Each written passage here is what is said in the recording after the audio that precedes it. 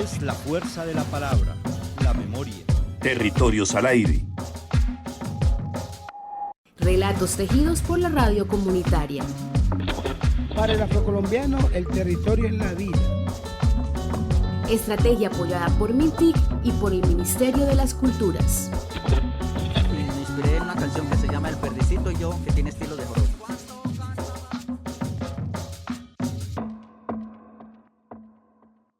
Se habla, por ejemplo, de una Santa Marta que va a cumplir 500 años y empezar a reconstruir 500 años sin pasar por Gaira es como llegar a la adultez sin pasar por la niñez. Pero es que en Santa Marta nos hemos dado la osadía de hablar de la adulta de 500 años sin tocar la niñez que comenzó en esa Gaira que fue su origen. Estamos en la playa, dale on fire, fire.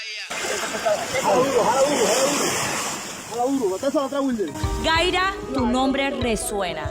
Cultura local del Caribe colombiano. Gaira, Gaira. Venimos de unas raíces indígenas Gaira. Un territorio ancestral.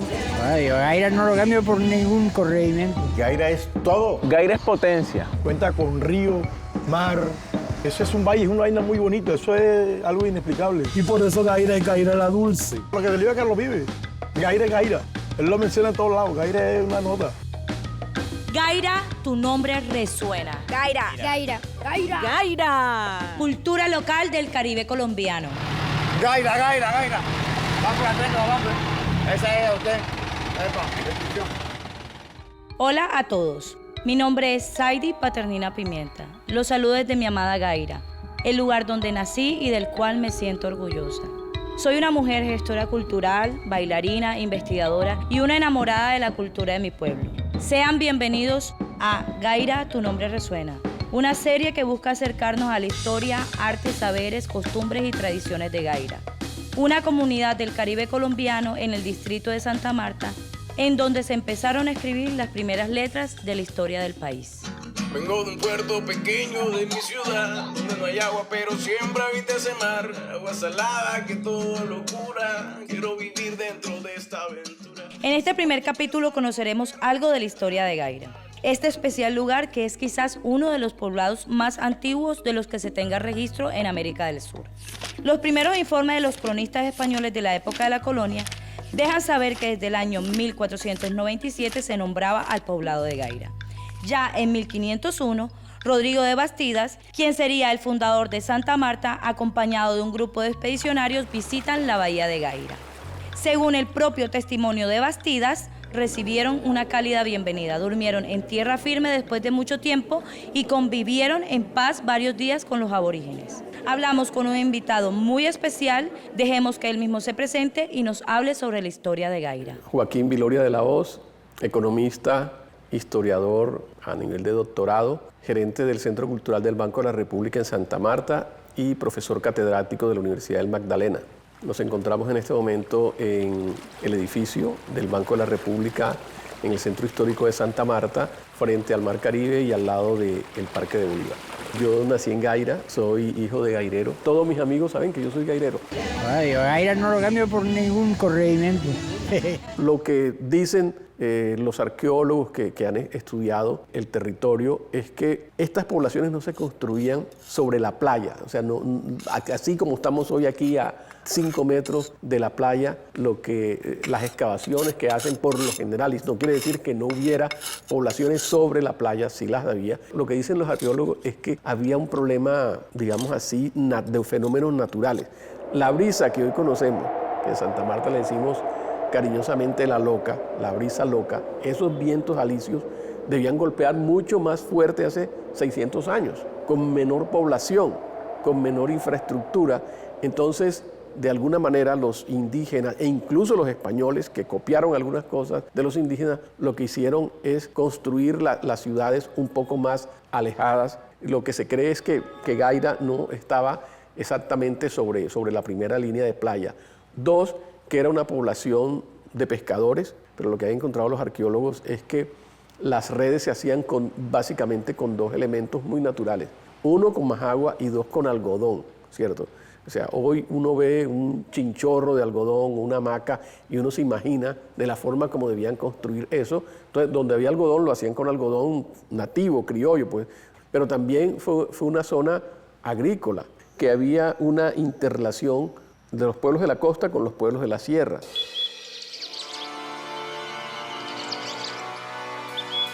La buena convivencia no duró mucho entre los indígenas de Gaira y los españoles. Estos últimos, en su plan brutal de conquista, atacaron a estas culturas ancestrales para someterlas y dominarlas. Y los españoles lo que van a hacer, muy estratégicamente para ellos, desde el punto de vista de la estrategia militar, es vamos a cortar la comunicación, el intercambio entre los indígenas de la costa que pescan, que producen sal o que recogen la sal, y los indígenas de la sierra que producen alimentos, la yuca, el maíz, y la malanga y varios de los productos que ellos van a intercambiar los unos con los otros. Entonces allí, digamos, los gaireros y aquellos pueblos que tenemos como Chairama, que conocemos como pueblito, Oteyuna, que conocemos como ciudad perdida, Pocigüeica, que están hacia arriba en la parte de Ciénaga, ellos, digamos, van a intercambiar. De hecho, hay unas crónicas muy hermosas y muy dicientes de donde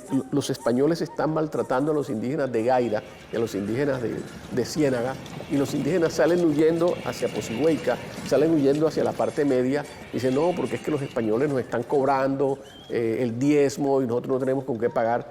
Y los indígenas de arriba le dicen, aquí tienen, vayan y se regresan. Nosotros no podemos vivir sin lo que ustedes producen allá, y le pagan para que esos indígenas le paguen el diezmo a los españoles, pero ellos necesitan que sigan produciendo, que sigan pescando o que sigan produciendo la sal. Una de las figuras adoptadas por la corona española en la época de la colonia fue la encomienda. Mejor dicho, impuestos, desplazamientos culturales y territoriales en nombre del rey. Háganme el favor. El indígena se supone que no es propiedad del español, pero tiene que trabajar para el español. ¿Cuál es la relación del encomendero con el indígena? Esta tierra es de ustedes, entre comillas, la tierra de Gaira era de los indios Gaira. Ustedes producen, ¿qué van a producir? Maíz, ¿qué van a producir? Yuca, lo que vayan a producir. Entonces, esa es la primera relación que van a tener los indios Gaira con los españoles, es la encomienda. Entonces, en la encomienda, ellos trabajan su tierra y tienen que pagarle al encomendero un porcentaje que se llama el diezmo, un porcentaje importante, y este señor le garantizaba seguridad, que todavía hoy nos preguntamos de qué clase de seguridad brindaba, y la evangelización, que para los españoles era muy importante. ¿Y qué era la evangelización? Convertir a estos indígenas en cristianos. O sea, lo que les interesaba era sacarlos de su religión politeísta, etcétera, sacarlos de esa religión y convertirlos en cristianos. Y eso tenía que garantizarlo el señor español, que era el encomendero, y el señor encomendero tenía que colocar en Gaira un cura. Y por eso todos estos pueblos van a tener una pequeña iglesia, porque ahí tenían que ir los indígenas a bautizarse y a bautizar a sus hijos y a casarse y a hacer todos los ritos cristianos. Entonces, esa era, digamos, una de las primeras relaciones que va a tener los españoles con la población. Ante el acoso y la violencia ejercida por los colonizadores, los indígenas fueron disminuyendo en población y con ello los tributos que tenían que pagar a la corona. Es así como el territorio ancestral de los indígenas Gaira fue mermando. Toda la tierra se supone que, o gran parte de la tierra era de los indígenas, se comienza a perforar. O sea, si teníamos, voy a decir cualquier cifra, un resguardo de 500 hectáreas, en ese momento no se medía en hectáreas, sino en caballerías, pero por facilidad del análisis, vamos a decir que tenían una encomienda de 1000 hectáreas. Entonces, de pronto, un señor X, de pronto dice, de esas 1000 hectáreas, ya cojo estas 200 hectáreas. Llega otro señor que puede ser Díaz Granados, dice, estas 200 hectáreas, y los indígenas terminan quedando con un territorio reducido. Ya eso que cogió el señor Manjarrés, o el señor Zúñiga, o el señor Díaz Granados, o el que sea, ya eso no hace parte de la encomienda, y ya no es una propiedad comunal, ya es una propiedad privada, y aquí comienzan a nacer las haciendas. Desde este espacio invitamos a los amarios, a los colombianos y a todos los interesados en conocer más de la historia de nuestro territorio a que se acerquen al Centro Cultural Gabriel García Márquez. y a la Biblioteca del Banco de la República, que están allí en el Centro Histórico de la Perla de América, en donde encontrarán diversos libros que hablan sobre la historia de Gaira, Santa Marta y en Magdalena. Historia que nos cuenta el origen de un país llamado Colombia. Para mí Gaira lo es todo. Cuenta con río, mar. Eso es un valle, es una vaina muy bonita. Eso es algo inexplicable. Estuvimos en Gaira hablando con un gestor cultural quien fue el director del Museo Etnográfico de Gaira. Un espacio que cerró sus puertas al público hace más de 3 años debido a la ausencia de recursos. Esto deja ver la falta de interés de los gobiernos de turno por apoyar la cultura y las identidades locales. Alexander Ardila, como se llama nuestro próximo invitado, junto al historiador Alberto Inestrosa, escribieron en el año 2023 Gaira, el primer capítulo de la historia samaria.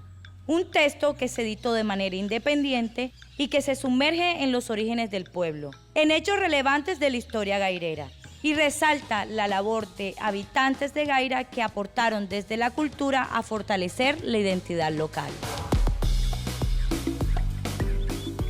Soy gairero 100%, gestor cultural, dirigente cívico, deportivo. Las cosas buenas que se dieron en el museo fue eso, que conseguí muchas amistades, entre eso el señor Alberto Inestrosa, y de ahí nacieron las ideas de hacer, además de las conferencias, de las exposiciones fotográficas, de todos esos foros, se consiguió hacer varios libros, entre esos el del primer capítulo de la historia de Samaria y varios libros más de Gaira y de Santa Marta. Pero los recursos para hacer los implementos, para que el mensaje sea llevado de generación en generación a toda la comunidad, a toda Santa Marta y a toda Colombia. Bueno, los recursos para hacer todo lo que son los libros y las exposiciones, los recursos propios, a veces tocando puertas, hay quien nos ayuda, pero muy pocos ayudas hay del gobierno y las entidades privadas. Que el gobierno actual y el gobierno nacional mira a Gaira patrimonio, está muy olvidada.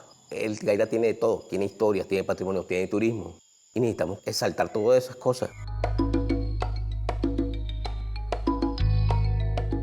El testimonio de Alex Ardila es un ejemplo más de lo difícil que es desarrollar procesos culturales comunitarios que promuevan el sentido de pertenencia por Santa Marta. Hacemos un llamado para que exista apoyo institucional que ayude a promover la cultura local, que nos da herramientas como gaireros para encontrar nuestra identidad y buscar el desarrollo social que necesita nuestra comunidad. Es que antes de Santa Marta estaba mi territorio, hay una historia detrás, todo el mundo queda como, espérate, esto es algo nuevo, esto es algo alucinante, quiero saber más, ¿cómo así? Y que reconocemos el nombre de Gaira en Colombia para la gente sí ha sido escuchado. Por medio de otro artista, por medio de otras cosas, pero el nombre de Gaira para el colombiano sí sabe qué es el nombre de Gaira, pero no sabe qué es Gaira ni su territorio. Entonces yo creo que es ahí donde enganchamos más fácil. Como cuando decimos, no, espérate, y dice uno Gaira. Claro, por eso es que Gaira es nombrado en uno de los artistas que es como a nivel nacional sus canciones son himnos. Sí, Carlos Vives, todo el mundo lo sabe, su proyecto musical, Gaira Música Local. ¿Por qué Gaira? ¿Por qué es lo que hace especial Gaira? Y creo, exacto. Y entonces es donde yo le digo, es ahí donde coja la gente y aterrizo, siempre los aterrizo a que antes que conozcan la importancia de la ciudad más antigua, conozcan también la profundidad de esa historia, que por siempre nos va a llevar al mismo punto, que es la misma X donde llegaron los españoles y el Gaira. Gaira, 11 segundos, nos toco. Se van. Vamos por la 30 por Gaira. Una de las cosas maravillosas en ese sentido es que conservó su nombre. Eso no es sencillo. O sea, si uno va a cualquier población en Cartagena o en Barranquilla o en Bogotá, cambiaron por los nombres hispanos. Y todas estas poblaciones tienen un nombre hispano. Por ejemplo, Gaira es San Jacinto de Gaira. Pero en Gaira, aparte de que sea el patrono, nadie se le ocurre decir este es San Jacinto de Gaira. Es que es Gaira, sencillamente Gaira. Conservó su nombre indígena. Contar la historia de Gaira en tan poco tiempo es una labor muy difícil. En este capítulo quisimos dar un contexto histórico, empezando desde el primer encuentro entre nativos y conquistadores y el posterior proceso colonial, para resaltar la importancia de Gaira para la historia de Santa Marta y Colombia. Creemos que la gente debe conocer sus raíces y la historia de su territorio para entender mejor sus realidades y procesos sociales. Esperamos producir más contenidos que narren la rica historia gairera, como su rol en el proceso de independencia, su crucial papel en el desarrollo agrícola e industrial de Santa Marta, los hechos que vivió durante el siglo XX y lo que va del siglo XXI. Seguramente nos encontraremos de nuevo para conocer más de nuestra ancestral y poderosa tierra. Les agradecemos a nuestros invitados y a ustedes por escucharnos en esta serie que se llama Gaira, tu nombre resuena. Hasta pronto.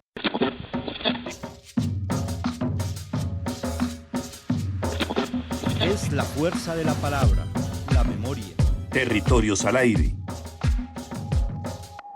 Relatos tejidos por la radio comunitaria. Para el afrocolombiano, el territorio es la vida. Estrategia apoyada por MINTIC y por el Ministerio de las Culturas. Me inspiré en una canción que se llama El Perdicito y yo, que tiene estilo de joropo. Gaira, tu nombre resuena es una producción de la emisora comunitaria Voces 89.4 FM de Santa Marta y la Fundación Mundo Trópico.